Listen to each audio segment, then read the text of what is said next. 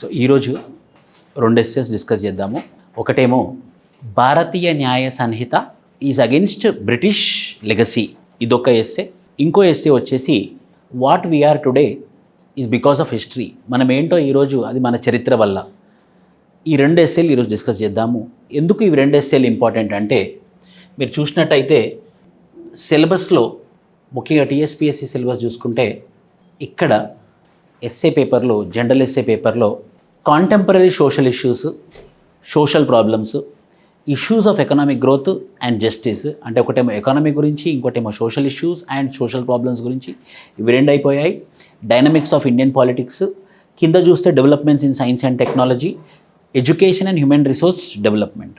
ఇందులో ఈ భాగం ఏదైతే ఉందో historical and cultural heritage of India, historical and cultural heritage of India ఉంది. ఇది ఎలా రాయాలి, ఇది ఎలాంటి ప్రశ్నలు వస్తాయని చెప్పేసి ఇది చాలా పెద్ద కన్ఫ్యూజన్.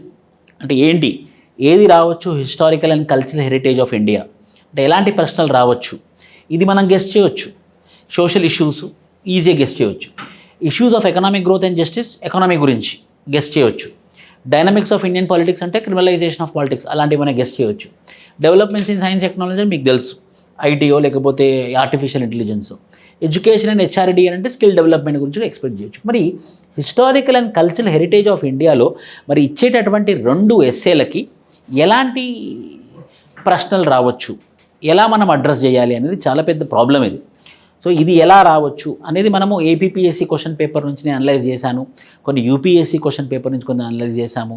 అంతకుముందు యునైటెడ్ ఆంధ్రప్రదేశ్లో వీటి మీద ఏమైనా ప్రశ్నలు వచ్చినాయని చూసినప్పుడు ఎక్స్క్లూజివ్గా హిస్టరీ అనుకుంటాం మనం. ఎక్స్క్లూజివ్గా హిస్టరీ మీద కాకుండా హిస్టరీతోని అనుసంధానమైనటువంటి కాంటెంపరీ ప్రశ్నలు అడుగుతారన్నమాట. ఫర్ ఎగ్జాంపుల్ మనం ఇంతకుముందు తీసుకున్నట్టయితే, ఇప్పుడు మనం ఇది తీసుకున్నట్టయితే భారతీయ న్యాయ సంహిత, ఇది ఎందుకు వచ్చింది భారతీయ న్యాయ సంహిత? ఇది ఇంతకుముందు ఉన్నటువంటి penal code, Indian penal code అయితే 1860 Lord Macaulay, first law commission of India, ఆయన ఇచ్చినటువంటి ఇండియన్ లా కోడ్ అంటే మొట్టమొదటిసారిగా రూపాంతరం చెందిందనమాట. ఒక ఆర్గనైజ్డ్ పద్ధతిలో, ఒక లీగల్ పద్ధతిలో, ఒక సర్టెన్ పద్ధతిలో ఇది ఒక ఆర్గనైజ్డ్గా ఎస్టాబ్లిష్ అయింది. ఏది 1860లో ఇండియన్ పీనల్ కోడ్. సో ఆ ఇండియన్ పీనల్ కోడ్ హిస్టరీకి సంబంధించింది. ఆ ఇండియన్ పీనల్ కోడే ఇప్పుడు ఎలా మారింది, భారతీయ న్యాయ సంహితలా మారింది. సో ఆ హిస్టరీలో నుండి మనం నేర్చుకుంటున్నాం అనమాట. ఆ హిస్టరీకి అనుసంధానమైనటువంటి ఎస్సేలు ఆ పర్టికులర్ మాడ్యూల్లో అడుగుతాడు. హిస్టరీకి అనుసంధానమైనటువంటిది, హిస్టరీకి లింక్ అయినటువంటిది అనమాట. So for example what we are today is because of our history. ఎవరన్నా కాదంటారా? 100%. ఈరోజు నేను ఈ పొజిషన్లో ఉన్నాను అని అంటే it's because of the history. ఈరోజు మీరు ఆ పొజిషన్లో ఉన్నారంటే it's because of the history. ఏదైనా కూడా మన చరిత్రకే మనం నిదర్శనం. సో భారతదేశం కల్చర్, మళ్ళీ కల్చరల్ హెరిటేజ్ అని అన్నాడు కాబట్టి ఆ భారతదేశ చరిత్రకి మనము ఆ కల్చరల్ హెరిటేజ్ నుంచి ఏదైతే వస్తుందో అది మనము రాయాల్సి ఉంటుందన్నమాట. సో దాని బేసిస్ మీద మొదటి essay Bharatiya Nyaya Sanhita is against British legacy. Bharatiya Nyaya Sanhita is against British legacy అంటే మనం ఎలా చదవాలి దీనికి? సో ఫస్ట్ అర్థం చేసుకోండి. ఇది 2014లో నరేంద్ర మోడీ గవర్నమెంట్ వచ్చినప్పుడు 2014 మేనిఫెస్టోలో, 2014 మేనిఫెస్టోలో వాళ్ళు క్లియర్ కట్గా మెన్షన్ చేశారన్నమాట. బీజేపీ గవర్నమెంట్ ఏమని మెన్షన్ చేశారు అని అంటే, బ్రిటిష్ తీసుకొచ్చినటువంటి చట్టాలన్నింటినీ మేము రిపీల్ చేసి కొత్తగా అమెండ్ చేస్తాము అని చెప్పింది. 2014లో వచ్చినటువంటి ఎలక్షన్ మేనిఫెస్టో ఆఫ్ బీజేపీలో వాళ్ళు ఏమని చెప్పారు అని అంటే, ఇంతకుముందు ఉన్నటువంటి బ్రిటిష్ చట్టాలు ఏవైతే ఉన్నాయో అవి అవుట్డేటెడ్ చట్టాలు, అవి అబ్సల్యూట్ చట్టాలు, అవి ఏవైతే చట్టాలు ఉన్నాయో ఆ చట్టాలని మేము మాపేసి కొత్త చట్టాలు తీసుకొని వస్తామని చెప్పేసి 2014లో నరేంద్ర మోడీ గారు చెప్పినటువంటి సందర్భం. ఆ పర్టికులర్ సందర్భంలోనే వచ్చినటువంటిది ఇదన్నమాట, భారతీయ న్యాయ సంహిత. సో ఆ ఇండియన్ పీనల్ కోడ్ ఇప్పుడు అవసరం లేదు, బ్రిటిష్ లెగసీలో ఇండియన్ పీనల్ ఇప్పుడు అవసరం లేదు, కొత్త కోడ్ అవసరము. ఎలాంటి కోడ్ అవసరము? మన భారత సంస్కృతికి, మన భారత కల్చర్కి సరిపడేటటువంటి చట్టం మనకి అవసరము అనేది బ్యాక్డ్రాప్. సో ఇది ఎందుకు వచ్చింది? సో భారతీయ న్యాయ సంహిత ఎందుకు వచ్చిందనంటే, మనం చూసినట్లయితే అఫీషియల్ సీక్రెట్స్ యాక్ట్ అని ఒక చట్టం ఉండే. అఫీషియల్ సీక్రెట్స్ యాక్ట్ దేన్ని రిపీల్ చేసింది? అఫీషియల్ సీక్రెట్స్ యాక్ట్ రిపీల్ చేస్తూ వచ్చినటువంటి చట్టం ఏంటి? Right to information. అది రిపీల్ చేస్తూ వచ్చినటువంటి చట్టం ఏంటి? Right to information. అంటే ఎందుకు అది? సో పాతది బ్రిటిష్ కాలంలో చేసినటువంటి చట్టాలు బ్రిటిష్ కాలానికి అనుకూలంగా ఉన్నాయి. బ్రిటిష్ కాలంలో చేసినటువంటి చట్టాలు బ్రిటిష్ కాలానికి అనుకూలంగా ఉన్నాయి, వాళ్ళ పరిపాలన విధానానికి అనుకూలంగా ఉన్నాయి, వాళ్ళ ఎక్స్‌ప్లాయిటేషన్‌కి అనుకూలంగా ఉన్నాయి, వాళ్ళ డిస్క్రిమినేషన్‌కి అనుకూలంగా ఉన్నాయి. సో అవి ఇప్పుడు పనికిరావు. ఎందుకంటే మనం ప్రజాస్వామికమైనటువంటి సమాజంలోకి వచ్చాము, డెమోక్రటిక్ సిస్టంలోకి వచ్చాము, ఇండియన్ సొసైటీలో ఉన్నాము. ఇంకా మనము బ్రిటిష్ చేసినటువంటి చట్టాలే ఫాలో అవ్వడం ఎందుకు, ఇంకా బ్రిటిష్ చేసినటువంటి రాజరికాలనే మనం ఎందుకు ఫాలో అవ్వడం అని చెప్పేసి ఇది ఈ పర్టికులర్ ఎస్సేన్ అన్నమాట. సో ఇది ఎలా రాయాలి, ఇది మనం ఎలా రాయాలి? ఫస్ట్ ఒక భారతీయ న్యాయ సంహిత అనేది ఒక ఇండియన్ పీనల్ కోడ్. ఫస్ట్ భారతీయ న్యాయ సంహిత అనేది ఏంటో చెప్పాలి మనం. భారతీయ న్యాయ సంహిత అంటే ఏంటో చెప్పాలి. ఎందుకంటే ఆ ఎవాల్యుయేటర్కి ఫస్ట్ నీకు భారతీయ న్యాయ సంహిత అంటే తెలుసా తెలియదా అన్న ప్రశ్న ఒకటి ఉంటుంది. సో భారతీయ న్యాయ సంహిత అనేది ఒక కొత్త చట్టం, లీగల్ యాక్ట్, లీగల్ కోడ్. ఇంతకుముందు ఉన్నటువంటి ఇండియన్ పీనల్ కోడ్ 1860కి అగెన్స్ట్గా వచ్చినటువంటి కొత్త చట్టము. ఇప్పుడు మొత్తం చట్టాలన్నీ కూడా ఇండియా ఐపీసీని ఫాలో అవ్వకుండా భారతీయ న్యాయ సంహితనే ఫాలో అవుతున్నారు అని చెప్పేసి ఒక ఇంట్రడక్షన్ ఇస్తాం మనం. ఆ ఇంట్రడక్షన్ ఎలా ఉంటుంది? Bharatiya Nyaya Sanhita is a proposed legal code introduced in 2023 aimed at replacing the colonial era Indian penal code and reforming India's criminal justice. It represents a move towards modernizing and indigenizing legal framework. So modernise చేయడము, ఇండిజినైజ్ చేయడము, మోడ్రన్గా ఉండడము, మన local సందర్భానికి అనుకూలంగా ఉండడము, local కండిషన్స్కి అనుకూలంగా ఉండడము, ఈ విధంగా వచ్చినటువంటి చట్టమే భారతీయ న్యాయ సంహిత. సో భారతీయ న్యాయ సంహితని మనం ఇంట్రడ్యూస్ చేస్తామన్నమాట. ఇంట్రడ్యూస్ చేసి తర్వాత పారాగ్రాఫ్లో చారిత్రాత్మకమైనటువంటి ఘట్టం. సో 1860లో first law commission of British India Lord Macaulay గారి ఆధ్వర్యంలో కమిషన్ కాన్స్టిట్యూట్ చేసి చట్టాలన్నీ ఒకటే కోడ్లో ఉంటే బాగుంటుంది అని ఫామ్ అయినటువంటి కోడే ఇండియన్ పీనల్ కోడ్ 1860. సో ఆ ఇండియన్ పీనల్ కోడ్ 1860ని డిజైన్ చేసింది ఎవరు అని అంటే లార్డ్ మెక్యూలే. ఈయన డిజైన్ చేశాడు. కానీ ఇది అవుట్డేటెడ్ అయిపోవడం వల్ల, అబ్సలీట్ అయిపోవడం వల్ల, బ్రిటిష్ వాళ్ళకు అనుకూలంగా ఉండడం వల్ల, మనకి స్వతంత్రం వచ్చి 75 సంవత్సరాలు అయిపోయిన తర్వాత కూడా ఇంకా బ్రిటిష్ చేసినటువంటి చట్టాలు మనకు అవసరమా అని చెప్పేసి ఫామ్ అయినటువంటి చట్టాలలోనే 3 చట్టాలు క్రియేట్ చేశారనమాట. దాని పేరేంటంటే భారతీయ న్యాయ సంహిత. ఇది దేన్ని రిప్లేస్ చేస్తుంది? ఇండియన్ పీనల్ కోడ్ని రిప్లేస్ చేస్తుంది. భారతీయ నాగరిక సురక్ష సంహిత ఇదేంటి రిప్లేస్ చేస్తుంది? క్రిమినల్ ప్రొసీజర్ కోడ్ని రిప్లేస్ చేస్తుంది. భారతీయ సాక్ష్య అభినయం ఇది దేన్ని చేస్తుంది అంటే ఇండియన్ ఎవిడెన్స్ యాక్ట్ ఆఫ్ 1872. ఇలా ఈ 3 కొత్త చట్టాలు తీసుకొని వచ్చాము. ఈ 3 కొత్త చట్టాలు, ఇది ఎక్స్క్లూజివ్ క్రిమినల్ గురించి, ఇది ఎక్స్క్లూజివ్ ఎవిడెన్సెస్ గురించి, కానీ అన్నిటికన్నా పెద్దది అండ్ చాలా ఇంపార్టెంట్ అయినటువంటిది ఏంటిది? Indian penal code. అంటే ఇన్ని సంవత్సరాలు మన న్యాయ చట్టంలో, మన న్యాయ వ్యవస్థలో ఫాలో అయినటువంటి ఇండియన్ పీనల్ కోడ్ మొత్తానికి ముగింపు పలికి ఆల్ టుగెదర్ ఐపీసీ బదులు మనం ఏం పదం వాడబోతున్నాము? బిఎన్ఎస్ అనే పదం వాడబోతున్నాం. కాబట్టి ఎందుకు రాదు? ఇది ఎస్ఏలో ఖచ్చితంగా వస్తుంది. అది ఎందులో వస్తుంది అని అంటే హిస్టారికల్ దాంట్లో వస్తుంది అన్నమాట. సో నీడ్ ఫర్ చేంజ్ ఎందుకు అంటే మీకు ఫస్ట్ నేను ఏం హెడ్డింగ్ ఇచ్చాను? ఫస్ట్ అదేంటో చెప్పాను, డెఫినేషన్. తర్వాత ఏమని చెప్పాను నేను? హిస్టారికల్, చారిత్రాత్మకమైనటువంటి ఘట్టం ఏంటి, అసలుకి అవసరం ఎందుకు వచ్చింది, అసలుకి చేంజ్ చేయాల్సిన అవసరం ఎందుకు వచ్చింది. నేను ఇంతకుముందు చెప్పినట్టు అవుట్డేటెడ్ వర్షన్ ఇప్పుడు అంత ఇంపార్టెంట్ కాదు. ఇప్పుడు మన ప్రజాస్వామికమైనటువంటి ఇన్స్పిరేషన్తో ఉన్నటువంటిది, సెక్యులర్ ప్రిన్సిపల్స్తో ఉన్నటువంటిది, సామాజిక న్యాయమైనటువంటిది, ప్రజల యొక్క ఆకాంక్ష మేరకు ఉండాలి కానీ బ్రిటిష్ యొక్క ఆకాంక్ష మేరకు ఉండకూడదు. కాబట్టి మనం ఇండియన్ పీనల్ కోడ్ని మనం తీసేసి భారతీయ న్యాయ సంహిత పేరు మీద ముందుకు తీసుకొని వస్తున్నాము అని మనం రాస్తాం. ఒక పేజీ అయిపోయింది.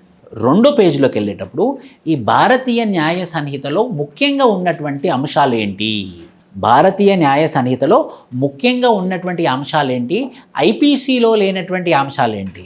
ఇప్పుడు ఐపీసీనే కాపీ కొట్టేస్తే పేరెందుకు మార్చడం అవసరం లేదు కదా. సో ఐపీసీ కన్నా ఇంకేదైనా కొత్తవి ఉండొచ్చు.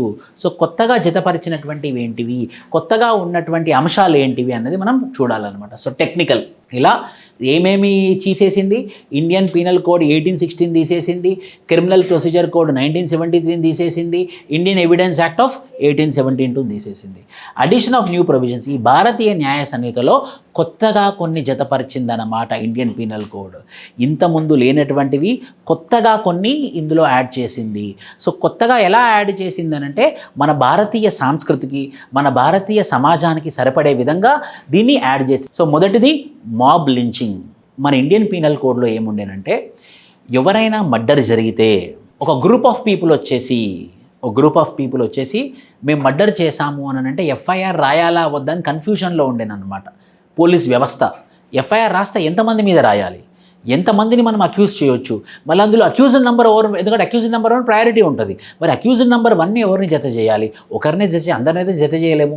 అక్యూజ్డ్ నెంబర్ 1ని ఎవరిని జత చేయాలి? కానీ అది మాబ్ లించింగ్. గుంపు వచ్చేసి మేము చంపేశాము, వాడు కౌస్ లాటర్ చేస్తున్నాడు కాబట్టి మేము చంపేశాము, లేకపోతే ఇక్కడ ఒకటి హానర్ కిల్లింగ్ జరపాలి కాబట్టి క్యాస్ట్కి విరుద్ధంగా పెళ్లి చేసుకుంటున్నారు కాబట్టి మేము అందరం వెళ్ళి చంపేశాము, లేకపోతే అక్కడ ఒక దొంగతనం జరిగింది కాబట్టి మేమందరం కలిసి చంపేశాము. ముఖ్యంగా మన చెంచు ట్రైబల్ కమ్యూనిటీలో ఏంటి, వీళ్ళు చేతబడి చేస్తున్నారని చెప్పేసి మేమందరం ఊరు వాళ్ళందరం ఒక 50 మంది వెళ్ళి చంపేశాము. సో అలా మాబ్ లించింగ్ జరిగేదన్నమాట. సో మాబ్ లించింగ్ జరిగినప్పుడు అసలు చట్టమే లేదు ఇండియన్ పీనల్ కోడ్లో. రాష్ట్రాలు వాళ్ళకు అనుకూలంగా చట్టాలు చేసుకున్నాయి, కానీ సెంటర్ ప్రకారంగా ఒక న్యాయ వ్యవస్థలో మాబ్ లించింగ్ లేదు కాబట్టి సో కొత్తగా ఏం యాడ్ చేశారు, ఏం అవసరం అంటే, ఈ కాలంలో మనం చూస్తే చేతబడి చేస్తున్నారని చంపుతున్నారు, లేకపోతే కౌస్ లాటర్ చేస్తున్నారని చెప్తున్నారు, వాడు చైన్ స్నాచింగ్ చేశాడని వాడిని చంపేసినటువంటి ఎగ్జాంపుల్స్ కూడా ఉన్నాయి, వీడు దొంగ అని చెప్పేసి చెప్పినటువంటి ఎగ్జాంపుల్స్ ఉన్నాయి, వాడు ఇంటర్ కాస్ట్ మ్యారేజ్ చేసుకున్నాడని చంపేసి అందరు గుంపు మేము అందరం చంపేశామండి, ఎంతమంది అరెస్ట్ చేస్తారో చేసుకోండి అన్న సందర్భాలు ఎన్నో మనం చూసాం. సో మరి మాబ్ లించింగ్ని యాడ్ చేశారు. Clause 103 codifies offences linked to mob lynching and hate crimes murders. It is applicable for cases when a mob of 5 or more individual commits murders based on factors such as అది race అయినా కావచ్చు, caste అయినా కావచ్చు, community అయినా కావచ్చు, language అయినా కావచ్చు, place of birth అయినా కావచ్చు, పర్సనల్ బిలీఫ్స్ అయినా కావచ్చు. Punishment extends up to life imprisonment. ఇప్పటి వరకు మాబ్ లించింగ్ అనే శిక్ష లేకుండే ఇప్పుడు మాబ్ లించింగ్ కూడా శిక్ష వచ్చింది, ఇంతకుముందు లేదు. 5 మంది కన్నా ఎక్కువ చంపితే కన్ఫ్యూజ్ అయ్యేవాళ్ళు, ఎవరిని అక్యూజర్ నెంబర్ 1 పెట్టాలి, ఎవరిని అక్యూజర్ నెంబర్ 2 పెట్టాలని చెప్పేసి ఆ కేసు ముందుకు పోయేది కాదనమాట. సో ఇప్పుడు క్లియర్ కట్గా 5 కన్నా ఎక్కువ ఉన్న 500 మంది ఉన్నా కూడా 500 మీద ఎఫ్ఐఆర్ బుక్ చేసేసింది. ఎంతమంది వచ్చి మేమందరం చెప్పినట్టు వాళ్ళందరినీ అక్యూజ్ నెంబర్ 1 పెట్టేసేయండి. సో ఇప్పుడు అది 500 మంది అయినా కూడా 500 మందికి పనిష్మెంట్ దొరకాల్సిందే. Justice denied is, so there should not be any course for justice denied. ఎవరికైనా సరే జస్టిస్ జరగాల్సిందే అనే ఉద్దేశంతో మాబ్ లించింగ్ యాడ్ చేశారు. రెండోది organised crime. Clause 11 codifies organised crime and terrorism. Organized crime and terrorism has been brought under the realm of ordinary criminal law for the first time. ఇప్పటిదాకా ఏముండేనంటే organised క్రైమ్కి ఒక terrorist యాక్టో, unlawful UAPA unlawful activities prevention act, లేకపోతే POTA prevention of terrorist activities, ఇలాంటి exclusive చట్టాలు ఉండేనమాట. So వాళ్ళని arrest చేయాలి, వాళ్ళ మీద ఏదైనా శిక్షించాలి అని అంటే ఒక ఎక్స్క్లూజివ్ చట్టాన్ని తీసుకొచ్చే వాళ్ళని శిక్షించే వాళ్ళం. ఇండియన్ పీనల్ కోడ్లో లేకుండే. సో ఇప్పుడు మనం ఏం చేసామంటే ఆర్గనైజ్డ్ క్రైమ్, టెర్రరిజం, ఇవన్నిటిని కూడా ఇండియన్ పీనల్ కోడ్లో తీసుకొచ్చాము. ఎక్స్క్లూజివ్ చట్టం అవసరం లేదు, అన్నీ ఒకటే చోట ఉంటాయి, అన్నీ ఒకటే పుస్తకంలో ఉంటాయి. సో లీగల్ ఫ్రేమ్వర్క్ ఈజీ అవుతుంది అనమాట. సో ముఖ్యంగా లీగల్ ల్యూమినరీస్ అంటే అడ్వకేట్స్కి చాలా ఈజీ అవుతుంది. సో రెండోది, ఇప్పటిదాకా ఎక్స్క్లూజివ్గా ఆర్గనైజ్డ్ క్రైమ్ అనేది ఇండియన్ పీనల్ కోడ్లో లేకుండే, ఎక్స్క్లూజివ్ చట్టాలు ఉండే. ఇప్పుడు ఎక్స్క్లూజివ్ చట్టాలు అవసరం లేదు. దాన్ని ఎందులో పెట్టినాం మనం? భారతీయ న్యాయ సంహితలో పెట్టినాం. Number 3 deceitful promise to marry. ఇది చాలా కేసెస్. ఒక పోలీస్ స్టేషన్కి 1000 కేసెస్ వెళ్తే అందులో ఒక కేసు ఇది ఖచ్చితంగా ఉంటుంది. ఏమంటుందంటే వీడు పెళ్లి చేసుకుంటానన్నాడు, ఇప్పుడు చేసుకోవట్లేదు అని చెప్పేసి నెంబర్ 1.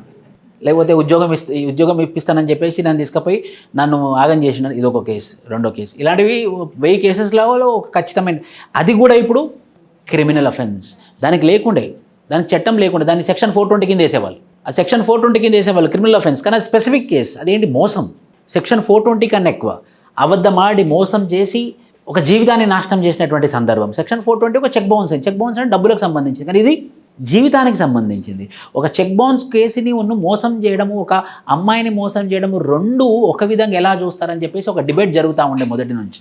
ఒక చెక్ బౌన్స్ కేసు ఒక అమ్మాయిని మోసం చేసినటువంటి కేసు, ఇవి రెండు ఎలా మీరు కంపేర్ చేస్తారని చెప్పేసి ఒక డిబేట్ మొదటి నుంచి ఉంటా ఉండే. సో ఎవరైతే ఇలా ప్రేమిస్తారని చెప్పి, అంటే ఎవరైనా పెళ్లి చేసుకుంటారని మోసం చేస్తారని అన్నారో అలాంటివన్నీ కూడా ఇప్పుడు వర్తించవు. సో ఏం యాడ్ చేసాం మనము? డిసైడ్ఫుల్ ప్రామిస్ టు మ్యారీ కూడా యాడ్ అయింది భారతీయ న్యాయ సంహితలో. దీని ద్వారా కింద మనం మెన్షన్ చేస్తాము. ఇలా చాలా నేరాలు ఇండియన్ పీనల్ కోడ్లో లేకుండే. ఎందుకు లేకుండే అంటే బ్రిటిష్ వాళ్ళకి అవసరం లేకుండే. ఎందుకు లేకుండేనంటే బ్రిటిష్ వాళ్ళకి అవసరం లేకుండే. ఇప్పుడు మన ఇండియన్ సొసైటీలో, డెమోక్రటిక్ సొసైటీలో ఇవన్నీ కూడా క్రిమినల్ అఫెన్సెస్ లాగా ఉండాల్సిన అవసరం ఎంతైనా ఉంది. అది నెక్స్ట్ పాయింట్ అనమాట. So deceitful promise to marry, clause 69 criminalises deceitful promise to marry. అది ఏ సందర్భంలోనైనా, ఉద్యోగం చూపిస్తానైనా సరే, లేకపోతే అబద్ధం ఆడైనా సరే, లేకపోతే ఏదైనా ఇండ్యూస్మెంట్ ఇచ్చైనా సరే, పనిష్మెంట్ చేస్తే మాత్రం 10 సంవత్సరాల కఠిన కారాగార శిక్ష, 10 సంవత్సరాల కఠిన కారాగార శిక్ష ఉంటుంది. Deceitful promise to marry. Attempt to suicide, అంటే డీక్రిమినలైజ్ చేయాలని ఒక డిమాండ్ ఉండే. ఇక్కడ వీళ్ళు ఏం చేశారు అని అంటే, ఎవరైనా నేను చేసుకుంటా అని చెప్పేసి ఒక పబ్లిక్ ఆఫీసర్ దగ్గరకో, లేకపోతే ఒక గవర్నమెంట్ ఆఫీసర్ దగ్గరకో, లేకపోతే ఒక పబ్లిక్ రిప్రజెంటేటివ్ దగ్గరికి వెళ్ళో సంతకం పెడతావా లేదా నేను సూసైడ్ చేసుకుంటా అని బెదిరిస్తే మాత్రం అది కూడా క్రిమినల్ అఫెన్సే. ఇప్పుడు ఏమయ్యేది, వాడు ఎలా చేసుకుంటానన్నా కూడా మామూలు కేసు అవుతూ ఉండేనమాట. సో ఇప్పుడు అది క్రిమినల్ అఫెన్స్. ఎన్ని సంవత్సరాల శిక్ష పడుతుంది అని అంటే, public servant, this provision could be invoked to prevent self emulation and hunger strike during protest. So ముఖ్యంగా ఇది కూడా 10 సంవత్సరాల కఠిన కారాగార శిక్ష విధించారు ఎవరైనా సరే చేస్తానని బెదిరిస్తే. ఇంతకుముందు లేకుండే. సో కొత్తగా ఏవైతే భారతీయ న్యాయ సంహితలో యాడ్ అయింది. 5వది స్నాచింగ్. అప్పుడు ఈ చైన్ స్నాచింగ్ ఎక్కడ ఉండే? 1960లో చైన్ స్నాచింగ్ లేదు. ఇప్పుడు కొత్తగా ఏమవుతుంది, చైన్ స్నాచింగ్ ఎక్కడ? మా మదర్కి, మా అమ్మకే చైన్ స్నాచింగ్ చేశారు ఒకసారి ఈసీఎల్లో. Chain snatching clause 304 adds snatching as a new crime. ఇంతకుముందు స్నాచింగ్ లేకుండే. సో స్నాచింగ్ కూడా ఇందులో జాయిన్ చేయాల్సిన అవసరం ఉంది. సో మొదటిది ఏంటి, ఇంతకుముందు లేదు, ఇప్పుడుంది. Mob lynching, organised crime, deceitful promise to marry, attempt to suicide, snatching. So ఇప్పుడు మనం అక్కడ రాయాలి, మనం బ్రాకెట్ అనాలిసిస్కి వెళ్ళి ప్రతిదాని కింద అనాలిసిస్ అని పెట్టి మీరు రాస్తూ ఉండాలి. ఏమని రాయాలి అని అంటే, బ్రిటిష్ వాళ్ళు వాళ్ళకు అనుకూలమైనటువంటి చట్టాలు చేసుకున్నారు. స్వతంత్రం వచ్చిన తర్వాత కూడా మనం ఎప్పుడు కూడా ఇండియన్ పీనల్ కోడ్ని మనము అమెండ్ చేద్దామని కూడా అనుకోలేదు. కొత్తగా వచ్చినటువంటి వాటిని సపరేట్ చట్టాలు చేసి మరి మనము అవి శిక్షించాం, కానీ ఇండియన్ పీనల్ కోడ్లో జతజర్చలేదు. ఫర్ ఎగ్జాంపుల్ యాసిడ్ అటాక్స్ కోసం క్రిమినల్ లా అమెండ్మెంట్ యాక్ట్ 2013 తీసుకొచ్చాం, కానీ అదే మనం ఇండియన్ పీనల్ కోడ్లో తీసుకురాలేదు. సో ఖచ్చితంగా భారతీయ న్యాయ సంహిత అనేది ఖచ్చితంగా అవసరమైనటువంటి యాక్ట్, అవసరమైనటువంటి కోడ్. మేజర్ కొన్ని డిలీషన్ చేసుకున్నాం, ఇవన్నీ యాడ్ అయ్యాయి, కొన్ని డిలీట్ అయ్యాయి. ఏమేమి డిలీట్ అయ్యాయి మనకు అన్ని కవర్ చేస్తున్నాము. ఏమేమి డిలీట్ అయ్యాయి? మొదటిగా అన్యాచురల్ సెక్షువల్ అఫెన్సెస్. సెక్షన్ 377 మనకు తెలిసిందే. ఎలాగూ నవతేజ్ సింగ్ జోహర్ కేసులో సుప్రీంకోర్ట్ ఆఫ్ ఇండియా ఏమని చెప్పింది? డీక్రిమినలైజ్ చేసేసింది. సో దాన్నే ఫాలో అవుతూ కొన్ని సుప్రీంకోర్టు జడ్జిమెంట్లని యాజ్ ఇట్ ఈస్గా యాక్సెప్ట్ చేసింది అనమాట. సో సెక్షన్ 377ని ఏవైతే డీక్రిమినలైజ్ చేశామో దాన్ని యాజ్ ఇట్ ఈస్గా ఫాలో అయిపోయి ఇంతకుముందు ఉన్నటువంటి సెక్షన్ 377ని కూడా తీసేశారు. సో డిలీషన్, ఇంతకుముందు ఉండే ఇప్పుడు లేదు. సో మొత్తానికి ఇప్పుడు భారతీయ న్యాయ సంహితలో లేదు, ఆల్రెడీ సుప్రీంకోర్టు తీసేసింది. సో వీళ్ళు ఏం చేశారంటే ఇంతకుముందు ఉండే ఇప్పుడు లేదు. Next adultery. మీకు తెలుసు సుప్రీంకోర్ట్ ఆఫ్ ఇండియా సెక్షన్ 497 కింద అడల్టరీ అంటే 3 రకాల అడల్టరీస్, అంటే 3 రకాలుగా ఇంటర్ కోర్స్ జరిగితే దాన్ని అడల్టరీ అంటాం అన్నమాట. Number 1 married boy and unmarried girl, married girl and unmarried boy, married girl and married boy. 3 సందర్భాల్లో married unmarried, unmarried married, married. ఈ 3 సందర్భాలలో ఎప్పుడైతే కలయిక జరుగుతుందో దాన్ని మనం ఏమంటాము?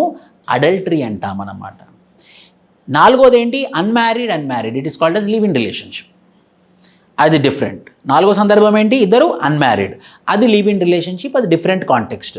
సో అడల్టరీని కూడా తీసేసాము. ఎందుకు, మనకు గుర్తుంది సుప్రీం కోర్ట్ ఆఫ్ ఇండియా ఏం చేసింది, అడల్టరీ క్రిమినల్ అఫెన్స్ కాదు, అది right to life and Liberty, అది ఇండివిజువల్ చాయిస్. సో అది ఇండివిజువల్ చాయిస్ మీద వాళ్ళు సెక్షువల్ ఇంటర్ కోర్స్లో పార్టిసిపేట్ చేస్తే దాన్ని మీరు ఎలా క్రిమినల్ అఫెన్స్ అని అంటారు. మరి ఏం చేద్దాం సార్ అలా చేస్తే, మరి అలౌ చేద్దామా అని ప్రశ్నిస్తే ఏమన్నారంటే it would be a material for divorce. మీరు అది చూపించి మీరు డైవర్స్ చేసుకోండి, అది మీరు చూపించి మీరు డైవర్స్ చేసుకోండి, కానీ దాన్ని మాత్రం మీరు క్రిమినల్ అఫెన్స్లో చెప్పలేరు. ఎందుకంటే అది ఇండివిజువల్ చాయిస్, ఒక ప్రోగ్రెసివ్ జడ్జిమెంట్ లాగా చెప్పారన్నమాట. సో దాని గురించి మనం డిస్కషన్ చేయడానికి ఈరోజు లేము. సో అందుకోసం అడల్టరీ కూడా తీసేసాము. 3వది థగ్స్. ఏంటి థగ్స్? థగ్స్ అంటే ఒకటి ఉండే క్రిమినల్ ట్రైబ్స్ అని. క్రిమినల్ ట్రైబ్స్ అంటే ఏంటంటే కొన్ని గ్రూపులని థగ్స్, కొన్ని కమ్యూనిటీలని థగ్స్ ఆఫ్ హిందుస్థాన్ అని ఒక సినిమా ఉండే, అమెరికాన్, అటర్ ఫ్లాప్ అయింది అది. థగ్స్ అంటే ఒక కమ్యూనిటీ, ఒక గ్రూప్ ఆఫ్ పీపుల్, వాళ్ళు వాళ్ళ వృత్తే క్రిమినల్ యాక్టివిటీస్ అన్నమాట. వాళ్ళ వృత్తే క్రిమినల్ యాక్టివిటీస్, వాళ్ళ బతుకుదెరువే క్రిమినల్ యాక్టివిటీస్. అలాంటి వాళ్ళని బై డిఫాల్ట్ శిక్షించే విధంగా ఒక చట్టం ఉండే ఇంతకుముందు ఇండియన్ పీనల్ కోడ్లో. సో ఈసారి ఏం చేశారంటే థగ్స్, ఒక సమూహం, ఒక కమ్యూనిటీ క్రిమినల్ కమ్యూనిటీ అని ముద్రించడం నేరం. క్రిమినల్ ప్రవృత్తి అనేది ఇండివిజువల్ బేస్డ్ అయి ఉంటుంది, సమూహం బేస్డ్ అయి ఉండదు. ఇండివిజువల్ క్రిమినల్ అయి ఉంటాడు, కమ్యూనిటీ క్రిమినల్స్ ఉండరు. సో అందుకోసం థగ్స్ అనే చట్టం ఉంటే ఇప్పుడు ఏం చేశారు, ఆ థగ్స్ అనే చట్టం తీసేశారు. సో ఎవరైనా ఆ కమ్యూనిటీలో తప్పు చేస్తే, ఎవరు కమ్యూనిటీలో తప్పు చేశారో వాళ్ళని శిక్షించండి, మొత్తం కమ్యూనిటీని కాదు. అంటే ఏం చేసేవాళ్ళంటే ఇంతకుముందు ఆ కమ్యూనిటీని తీసుకొచ్చి ఒక సాలిటరీ కన్ఫైన్మెంట్, ఒక ఏరియాలో పెట్టి వాళ్ళని కన్ఫైన్ చేస్తారనమాట. మీరు ఇక్కడి నుంచి కదలొద్దు, ఎన్ని ఉన్నాయి మీ ఇల్లులు, 100 ఉన్నాయి కదా, ఈ 100 గుడిసెలు ఇక్కడనే ఉండాలి. ఇక్కడ నుంచి ఎవరైనా వెళ్ళిపోయింది అనుకోని పోలీస్ స్టేషన్లోకి వచ్చి మీరు రోజు వచ్చి సంతకం పెట్టిపోవాలి.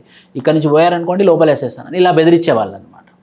మొత్తం కమ్యూనిటీని బెదిరించేవాళ్ళు. వాళ్ళు ఆల్రెడీ క్రిమినల్ లాగా బ్రాండ్ అవ్వడం వల్ల ఏదైనా పని చేసుకుందామంటే బయట చుట్టుపక్కల కూడా ఎవరు పని ఇచ్చేవాళ్ళు కాదు. ఎందుకు, he's already branded as criminal, tug.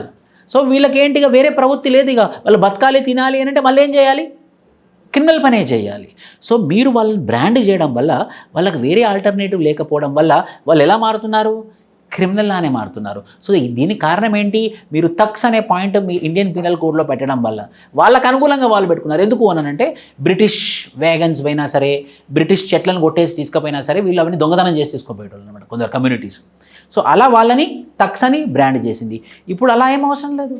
ఇప్పుడు ఎన్నో ఆపర్చునిటీస్ ఉన్నాయి, గవర్నమెంటే ఎడ్యుకేషన్ ప్రొవైడ్ చేస్తుంది, గవర్నమెంటే ఎంప్లాయ్మెంట్ ప్రొవైడ్ చేస్తుంది. అలాంటప్పుడు వాళ్ళు ఎందుకు దొంగతనం చేస్తారండి, నేషనల్ రూరల్ ఎంప్లాయ్మెంట్ గ్యారంటీ యాక్ట్లో మేమే పని ఇస్తున్నాము, వాళ్ళు పని చేసుకొని బతుకుతారు, ఇంకా థగ్స్ అనే కమ్యూనిటీ అనే పేరు ఎందుకు ఉండాలని చెప్పేసి దే రిమూవ్ మేజర్ చేంజెస్, కొన్ని మార్పులు తీసుకొని వచ్చారనమాట. మొదటిది కొత్తగా ఏవైతే యాడ్ చేశారో, రెండోది ఏవైతే తీసేశారో, 3 మార్పులు ఏవైతే తీసుకొచ్చారో, expansion of detention in police custody.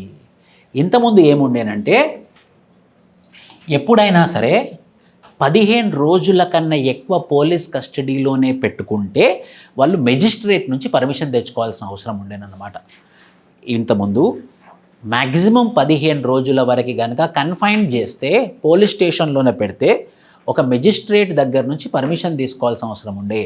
దాన్ని 15 రోజుల నుంచి ఎంత మొత్తానికి పెంచారు, 90 days వరకు పెంచారు. ఎందుకు అనంటే కొన్ని నిజాలు రాబట్టడానికి కానీ, కొంచెం అవకాశం పోలీసు వాళ్ళకు కూడా కొంచెం అవకాశం ఇస్తే ఏమవుతుందంటే నిజం ఎవరు లేకపోతే దొంగ ఎవరు దొరకబట్టడానికి 15 రోజుల నుంచి 90 days పెంచారు. ఇదొక మార్పు వచ్చింది. రెండోది fake news which deals with hate speech, criminalising publishing false and misleading information. ఇంతకుముందు కూడా ఉండే కానీ క్లియర్ కట్గా లేకుండే. అన్ని ఫేక్ న్యూసెస్ కూడా ఇప్పుడు క్రిమినల్ అఫెన్సెసే. ఎవరైనా సరే ఫేక్ న్యూస్ పంపించినా సరే, ఫేక్ న్యూస్ క్రియేట్ చేసినా సరే, ఇంతకుముందు అంత క్లియర్ కట్గా వార్డింగ్ లేకుండే. 1860లో ఎందుకుండే ఫేక్ న్యూస్, 1860లో ఫేక్ న్యూస్ వచ్చిందా, రాలేదు కదా. సో ఈ ఫేక్ న్యూస్ అనేది క్లియర్ కట్గా మెన్షన్ లేదు. ఏదో సుప్రీంకోర్టు జడ్జిమెంట్ ఆధారంగానో పనిష్మెంట్లు ఇచ్చేవాళ్ళు అనమాట. సో క్లియర్ కట్గా ఫేక్ న్యూస్ని కూడా ఎందులో జత చేర్చాము ఇప్పుడు మనము? బిఎన్ఎస్, భారతీయ న్యాయ సంహిత. మూడోది removal of statutory bail provision. ఇదేంటి అని అంటే ఇంతకుముందు ఒక 50% ఆఫ్ ద ఇంప్రిజన్మెంట్, అంటే ఫర్ ఎగ్జాంపుల్ ఒక మనిషి 2 సంవత్సరాల జైలు శిక్ష పడింది అనుకోండి. 2 సంవత్సరాల జైలు శిక్ష పడ్డ తర్వాత 1 సంవత్సరం అయిపోయింది అంటే 50% ఆఫ్ ద జైలు శిక్ష అయిపోయిన తర్వాత ఆయనకి స్టాట్యుటరీ బెయిల్ తెచ్చుకోవచ్చు అనమాట. నా కోర్టుకి వెళ్ళి చూడండి ఆల్రెడీ నా 50% జైలు టర్మ్ నేను జైల్లోనే నేను నడిపించేశాను, కొంచెం నాకు ఆరోగ్యం బాగలేదు, నాకు కొంచెం బెయిల్ ఇస్తారంటే వాళ్ళు ఇచ్చేవాళ్ళు అనమాట. సో ఇప్పుడు వాళ్ళు ఏం చేశారు అని అంటే 1 కన్నా 2, మోర్ దాన్ 1, 2 కేసులలో 1 కన్నా ఎక్కువ కేసులలో కనుక ఎవరికైనా శిక్ష పడితే 1 కన్నా ఎక్కువ అంటే 2 అండ్ మోర్ కేసెస్లో ఎవరికైనా శిక్ష పడితే వాళ్ళకి స్టాట్యుటరీ బెయిల్ రాదు. 1 చేస్తే ఓకే, ఒక మర్డర్ చేసినప్పుడు దానిలో ఒక మర్డర్ చేశాడు అనుకోండి, దాని కింద శిక్ష పడింది అనుకోండి.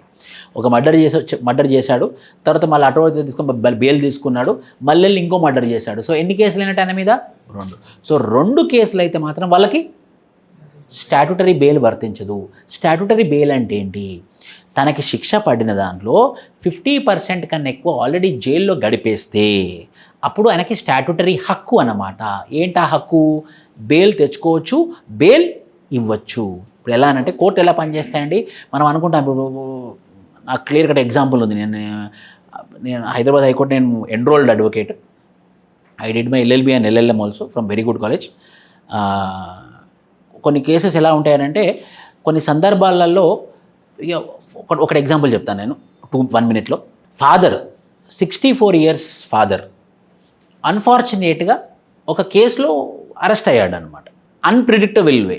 పిల్లలు 64 years ఫాదర్ అరెస్ట్ అయ్యి జైల్లో పడ్డాడు.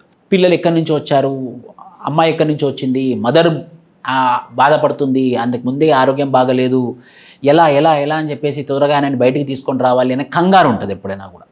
సో ఈ కంగారులో ఏం చేస్తారంటే కొందరు అడ్వకేట్లు ఒకటి మర్చిపోతారు. ఏంటంటే రాంగ్ ఇన్ఫర్మేషన్ ఇస్తారు. అమ్మ ఆయన 64 years కదా, సీనియర్ సిటిజన్స్ కదా, మన 2 రోజుల్లో బయటికి తీసుకురావచ్చు, 1 లక్ష రూపాయలు ఖరీదు అవుతుందని అంటారు.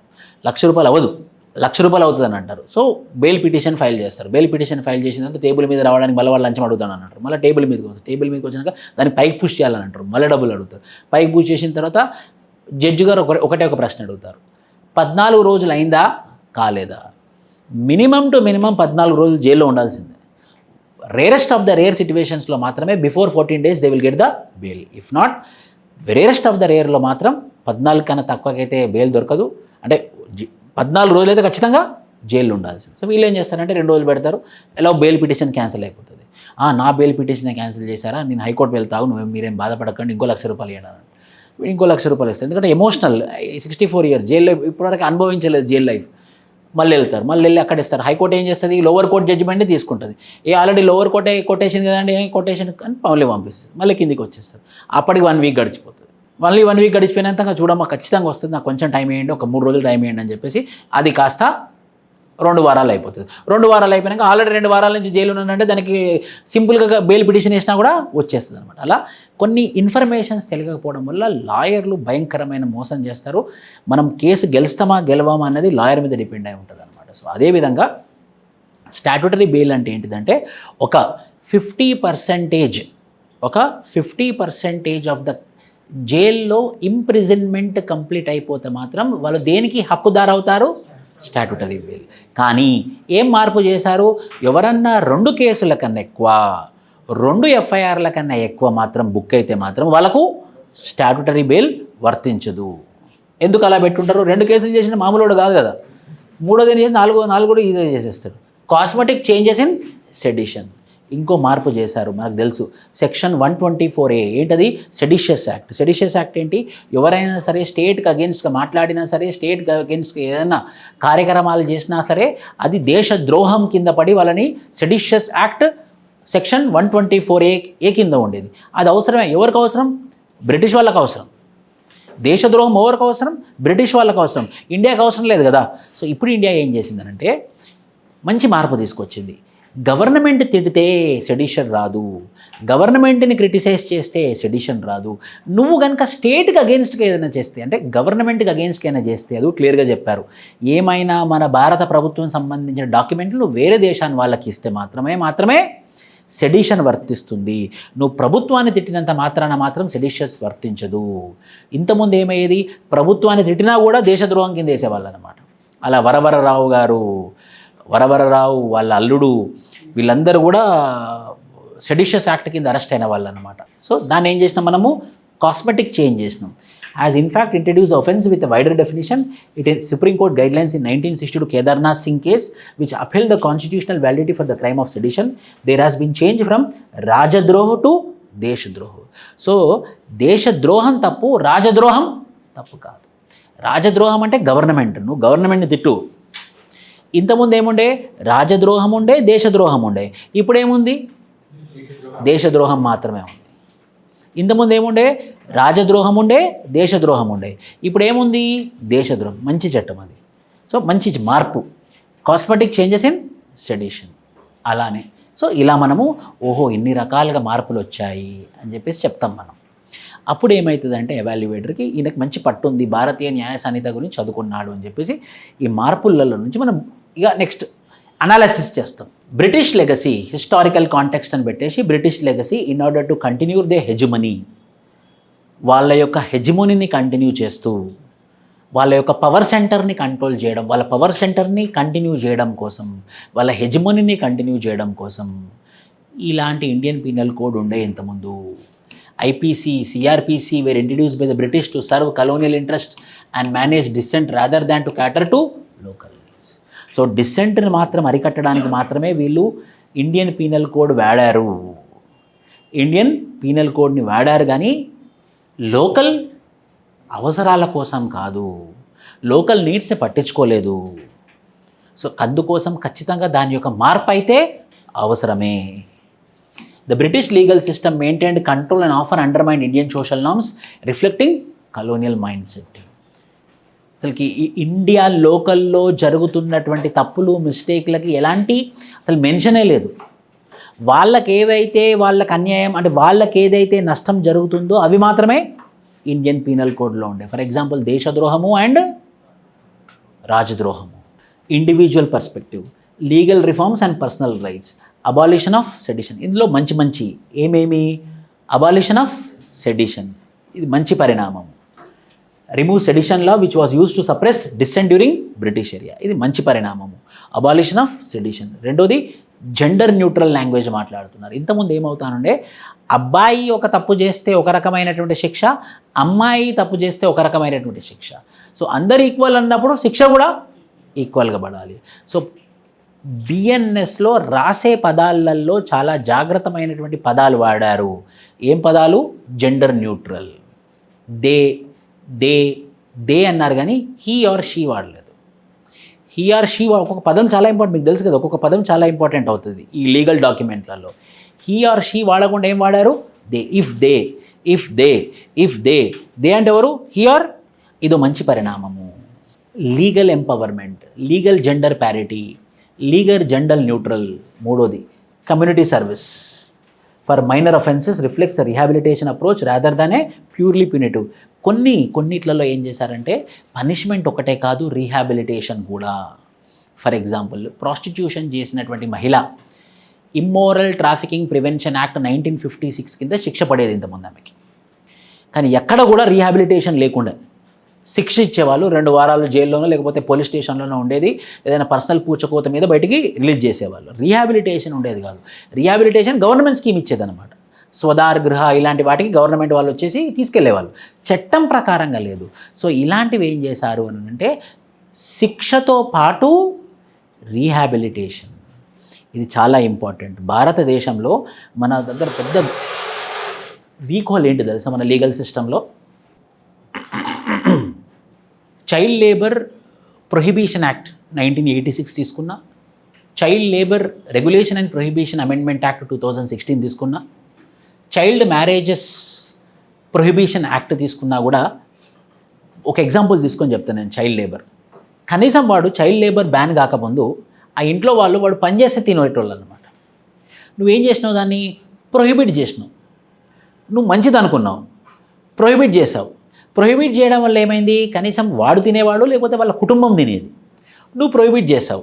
ప్రొహిబిట్ చేయడం వల్ల ఏమైంది, చైల్డ్ లేబర్కి అయితే వెళ్ళట్లేదు, కానీ తిండి సంగతి ఏంటి మరి? ప్రతి చట్టంలో శిక్షించే విధానం ఉంది కానీ రీహాబిలిటేషన్ లేదు. మన చట్టంలో శిక్షించే విధానం ఉంది కానీ రీహాబిలిటేషన్ విధానం లేదు. అందుకే వీళ్ళు ఏం చేశారంటే భారతీయ న్యాయ సంహితలో శిక్షతో పాటు రీహాబిలిటేషన్. ఇప్పుడు ఇమ్మోరల్ ట్రాఫికింగ్ ప్రివెన్షన్ యాక్ట్లో తనకి శిక్ష పడుతుంది, మరి శిక్ష పడ్డాక బయటకు వచ్చినాక బతకాలి కదా, ఎలా? సో వీళ్ళు ఏమంటున్నారంటే ఈ భారతీయ న్యాయ సంహితలో ప్రతి శిక్షకి ఒక రీహాబిలిటేషన్ యాడ్ చేశారనమాట. స్కిల్ డెవలప్మెంట్, లెర్నింగ్, కొన్ని హాస్టల్స్ ఇలాంటివన్నీ ఓపెన్ చేయించి వాళ్ళు ముందుకెళ్ళారు. సో ఏంటది, కమ్యూనిటీ సర్వీస్, రీహాబిలిటేషన్ మీద ఫోకస్ చేసింది భారతీయ న్యాయ సంహిత. ఎవరైనా కూడా వాళ్ళ శరీరాన్ని అమ్ముకోవాలని అనుకోరు, ఏదో గత్యంతరం లేని స్థితిలో మాత్రమే అది చేస్తారు. ఇప్పుడు నువ్వు అదే పొజిషన్, నువ్వు అలాంటి ఆపర్చునిటీయే, ఒక ఎంప్లాయ్మెంట్ ఆపర్చునిటీ, ఒక రీహాబిలిటేషన్ సెంటర్ క్రియేట్ చేస్తే ఎవరు కూడా అలాంటి పనులలోకి వెళ్ళరు. అంటే ఇన్ని సంవత్సరాలు ఏం లాగైంది, రీహాబిలిటేషన్ లేకుండే. నువ్వు దాన్ని ఆపుతున్నావా, దాన్ని కంట్రోల్ చేస్తున్నావా, ప్రొహిబిట్ చేస్తున్నావా, అంతవరకే ఆలోచించావు కానీ తర్వాత సంగతి ఏంటన్నది ఆలోచించలేదు. Mental health consideration, definition of mental illness, ఏ చట్టంలో కూడా క్లియర్ కట్గా మెంటల్ ఇల్నెస్ గురించి మెన్షన్ చేయలేదు. For the first time they added what, mental illness. alters the definition of mental illness, impacting individuals with mental health issues, excludes mental retardation from protection, raising concerns about treatment of vulnerable population. Mental illness ని clear కట్గా define చేశారు. Clarity and transparency, legal definitions and procedures. ఇప్పటివరకు కొంచెం confusion ఉండే, definitions లేకుండేవి కావు, procedural లేకుండే కావు. ఇప్పుడు ఏమైంది, డెఫినేషన్స్ క్లారిటీ వచ్చింది, ప్రొసీజర్ మీద క్లారిటీ వచ్చింది, సింప్లిఫై చేశారన్నమాట. ఎందులో, భారతీయ న్యాయ సంహితలో. మీన్స్ సొసైటల్గా ఎలా బాగుపడ్డాం మనం, ఎలా యూజ్ అవుతుంది, సొసైటీ మొత్తానికి ఎలా యూజ్ అవుతుంది. మొదటిది డీకాలనైజేషన్ ఆఫ్ లీగల్ ఫ్రేమ్వర్క్, అంతేనా? ఇప్పటిదాకా ఏంటి, కాలనైజేషన్ ఆఫ్ లీగల్ ఫ్రేమ్వర్క్, ఇప్పుడేంటి, డీకాలనైజేషన్ ఆఫ్ లీగల్ ఫ్రేమ్వర్క్. ఆ కలోనియల్ మైండ్ సెట్ నుంచి బయటికి రావాలి, ఆ బ్రిటిష్ మైండ్ సెట్ నుంచి బయటికి రావాలన్నదే భారతీయ న్యాయ సంహిత ఒక ముఖ్యమైనటువంటి ఉద్దేశం. కల్చర్ రిలవెన్స్, మన కల్చర్కి ఎలా ఉండాలో అలా సూటబుల్గా. A legal system that aligns with Indian culture and societal values, moving away from colonial legacy. National identity, replacing IPC, Bharatiya Nyaya Sanhita. Bharat అనే పదం మన national identity. So national identity ఒకటి, కల్చర్ రిలవెన్స్ ఒకటి, justice and fairness, elimination of archaic laws. 100% adultery ఉందనుకోండి, అది మనకి adultery తీసేస్తే మన పెళ్లి వ్యవస్థ, మ్యారేజ్ సిస్టమ్ కొలాప్స్ అయిపోతుందని అన్నప్పుడు, కానీ ఇప్పుడు progressive societies are becoming progressive. So progressive సొసైటీస్లో దేనికి ఇంపార్టెన్స్ ఇస్తున్నాం మనం, ఇండివిజువలిజంకి ఇంపార్టెన్స్ ఇస్తున్నాము, చాయిస్కి ఇంపార్టెన్స్ ఇస్తున్నాము. బలవంతపు రిలేషన్షిప్లో ఉండకూడదు. సో బలవంతం రిలేషన్షిప్లో ఉండకుండా ప్రతి ఒక్క మనిషికి ఫ్రీడమ్ ఇవ్వాలి. ఆ కాంటెక్స్ట్లో చూస్తే అడల్టరీని డీక్రిమినలైజ్ చేయడం మంచిదే. ఆ కాంటెక్స్ట్లో చూస్తే ఖచ్చితంగా అడల్టరీని డీక్రిమినలైజ్ చేయడం మంచిదే. సో దాన్ని ఏమనంటాం మనము, ఎలిమినేషన్ ఆఫ్ ఆర్కైక్ లా. దానివల్ల ఏం మనం కన్ఫర్మ్ చేస్తున్నాం, justice and fairness. Focus on rehabilitation, shift towards a more humane and just legal system with rehabilitative measures like community service. వీళ్ళు ఏం చేస్తున్నారంటే కొన్ని పనిష్మెంట్లు ఇస్తున్నారనమాట, కమ్యూనిటీలో పని చేయాలని చెప్పేసి.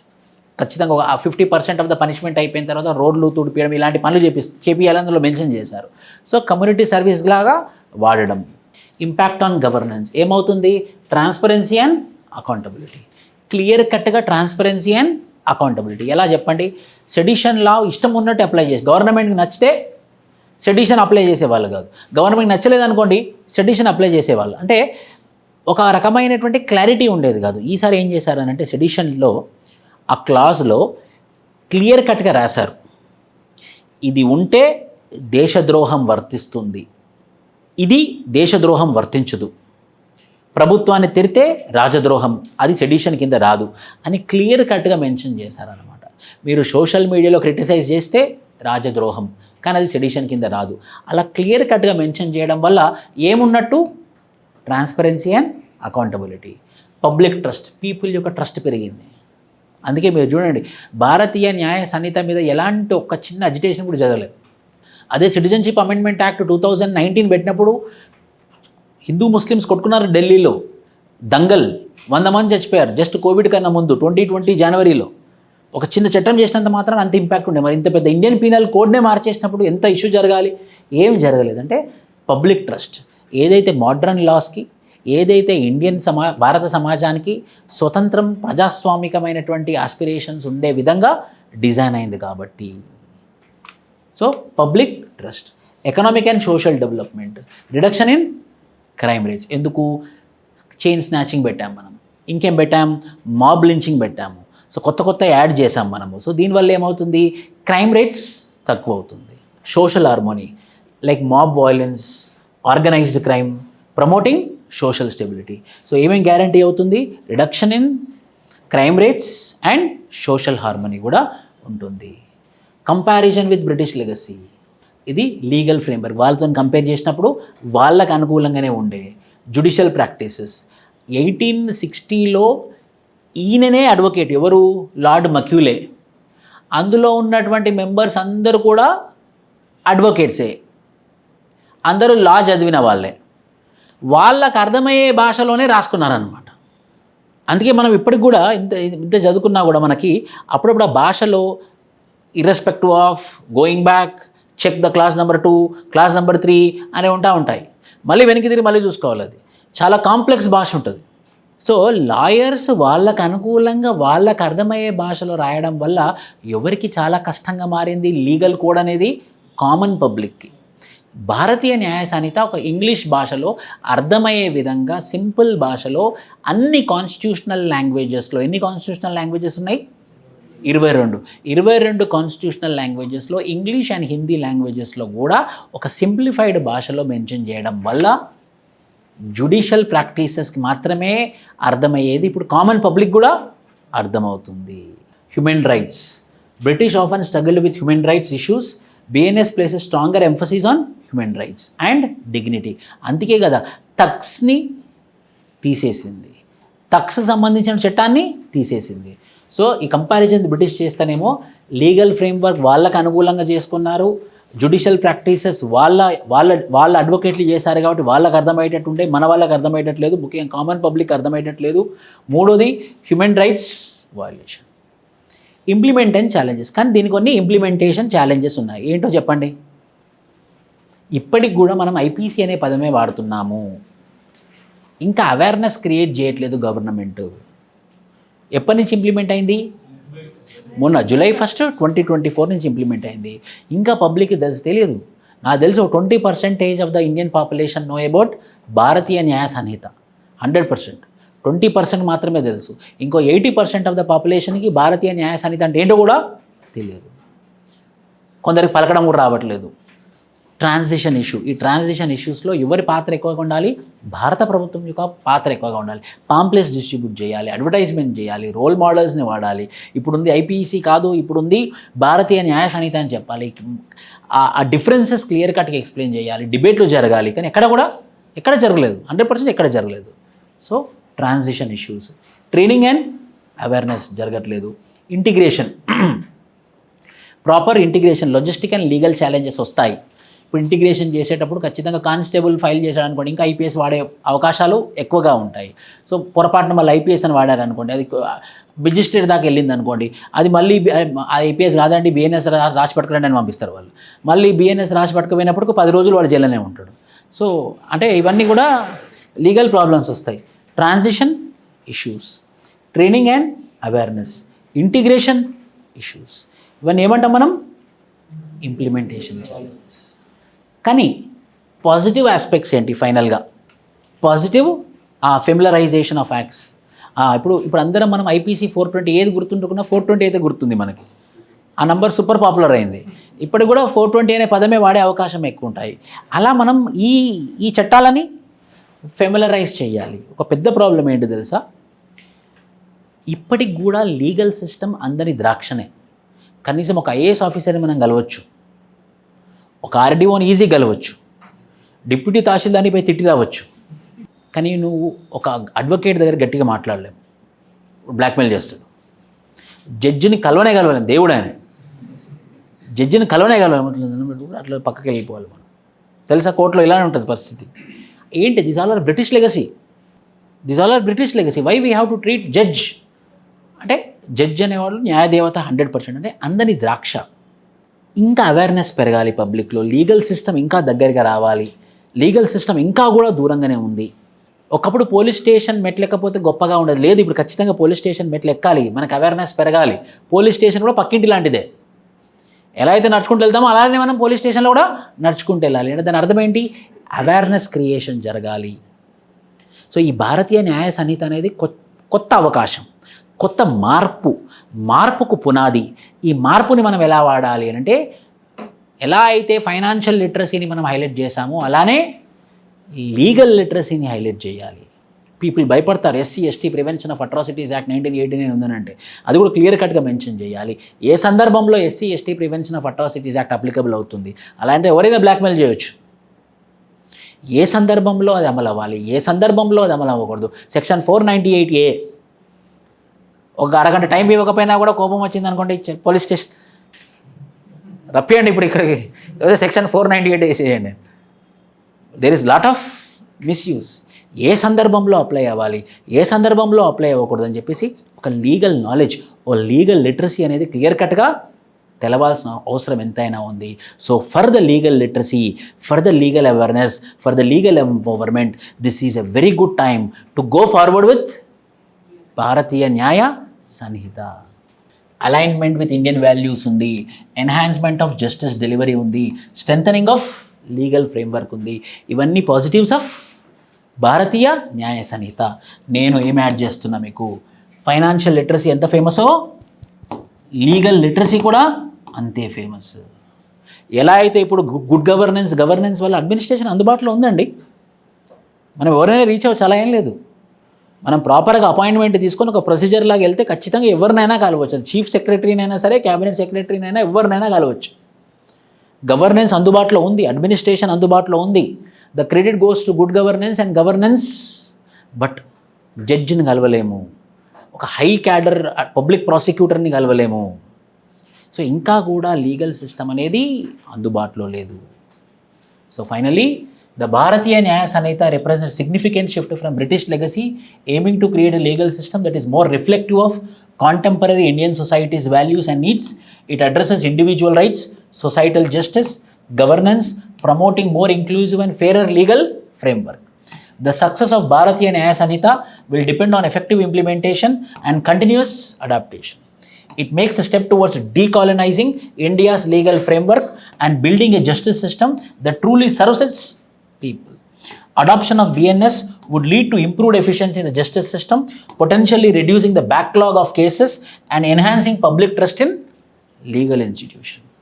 According to Transparency International report, corruption perception index అని రిపోర్ట్ ఇస్తుంది. ఎవరు? ట్రాన్స్పరెన్సీ ఇంటర్నేషనల్, టీఐ అనే సంస్థ కరప్షన్ పర్సెప్షన్ ఇండెక్స్ అని ఇస్తుంది. Corruption perception index which is given by transparency international 2021, the most corrupted institution is district level judiciary. అందరు police వ్యవస్థ అనుకుంటారు, కాదు, అందరు బెదిరిస్తున్నారు పోలీసులను కూడా ఇప్పుడు అని అనుకుంటున్నారు. అట్లేం లేదు, పోలీస్ వ్యవస్థ కూడా చాలా పద్ధతిగా పనిచేస్తున్నారు, వాళ్ళు కూడా రీచబులే. రెవెన్యూ సిస్టంలో ఉందనుకున్నాం కానీ ఇప్పుడు జిఎస్టీ వచ్చింది, జిఎస్టీ మొత్తం కంప్యూటరైజ్ అయిపోయింది.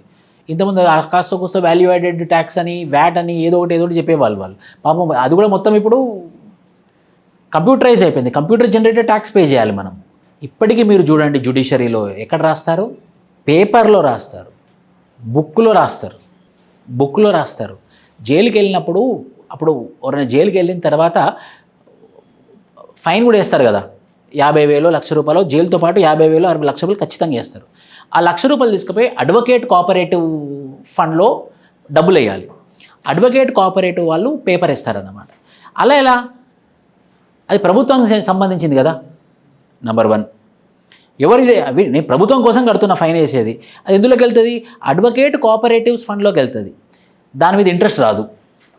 దాని మీద నన్ను ఫైన్ వేసావు కానీ 3 సంవత్సరాలు నీ దగ్గర ఉన్నప్పుడు దాని మీద ఏదో ఒకటి జనరేట్ అవ్వాలి కదా, దాని మీద ఇంట్రెస్ట్ రాదు. 2, మళ్ళీ ఎవరిది వాళ్ళు తీసుకురావాలి అని అన్నప్పుడు భయంకరమైనటువంటి బ్యూరోక్రాటిక్ సిస్టమ్ ఉంటుంది, హ్యూజ్ బ్యూరోక్రాటిక్ సిస్టమ్. ఎక్కడ కూడా కంప్యూటర్లో ఎంటర్ చేసి ఉండదు.